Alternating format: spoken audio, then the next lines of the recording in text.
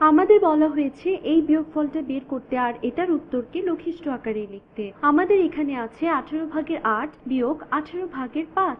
এখন ভগ্নাংশের বিয়োগ আর যোগ একদমই একই রকমের। যদি দুটোর হর একই হয়ে থাকে তাহলে বিয়োগফলের হরও হবে এই দুটো সংখ্যার হরের সমান। তাহলে এটা হবে 18 আর আমাদের লব হবে এই লব দুটোর বিয়োগফলের সমান। এই ক্ষেত্রে হবে 8 বিয়োগ 5 অর্থাৎ সমান হবে 18/3, যেটা হচ্ছে আমাদের বিয়োগফল। কিন্তু এখনো পুরোপুরি লঘিষ্ঠ আকার হয়নি, কারণ 3 আর 18 দুটোই 3 দিয়ে বিভাজ্য। তাহলে 3কে 3 দিয়ে ভাগ করি, একইভাবে 18কেও 3 দিয়ে ভাগ করি। তাহলে পাওয়া যাবে 3/3 সমান হচ্ছে 1 আর 18/3 সমান হচ্ছে 6। তাহলে পেলাম 6/1। আর এটা দেখে বোঝানোর জন্য আমি এখন 18টা অংশ আঁকি। এই আঁকাটা একটু এলোমেলো হয়ে যাচ্ছে, আমার পক্ষে যতটুকু ভালো করে আঁকা সম্ভব আঁকি।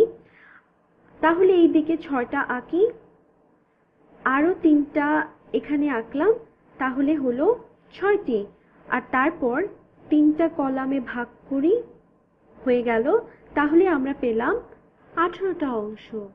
এখন 18/8 হচ্ছে 1 2 3 4 5 6 7 8।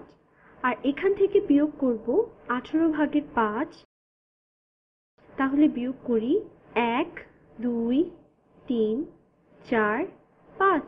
এখন তাহলে কি বাকি থাকলো? বাকি আছে 18/3 ভাগ। এখন এখানের প্রত্যেক 3টা করে অংশকে একটা টুকরো ধরলে এইরকম বড় টুকরোর মোট কতগুলো আছে? এটা হচ্ছে একটা বড় টুকরো, বাকিগুলো তাহলে কোথায়?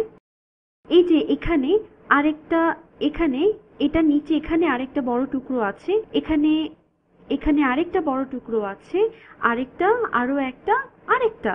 তাহলে মোট যদি 18টা অংশ থাকে আর প্রতি 3টা অংশকে মিলিয়ে যদি একটা বড় টুকরো করা হয়, তাহলে শেষ পর্যন্ত 6টা বড় টুকরা পাওয়া যাবে। আশা করি বুঝতে পারছো যে এই বড় সারিগুলো এখন একটা অংশ হিসেবে নিচ্ছি, আর এই নীলটা হচ্ছে 6টার মধ্যে একটা। তাহলে 18/3 ভাগ আর 6/1 ভাগ হচ্ছে একই।